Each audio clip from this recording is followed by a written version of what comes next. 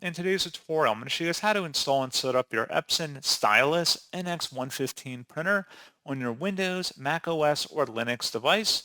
So this should hopefully be a pretty straightforward process here, guys. And without further ado, let's go ahead and jump right into it. So all you have to do is open up a web browser, and in the Google search, you want to search for Epson Stylus NX115 support. Go ahead and search for that. Best result, you come back with an Epson domain. This is Epson Stylus NX115 support. Go ahead and open that up. And then scrolling down this page, you want to select your operating system from the drop-down menu and select Go. And then scrolling down again, you want to select the driver and utility combo package. Go ahead and download that.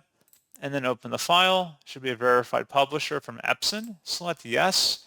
As this file contains the Epson Stylus NX110 and NX115 driver and utility combo package. Select OK to continue, and then just proceed with the installer like you would normally with any normal program. And that's pretty much it. So, as always, thank you for watching this brief tutorial. I do hope that I was able to help you out, and I do look forward to catching you all in the next tutorial. Goodbye.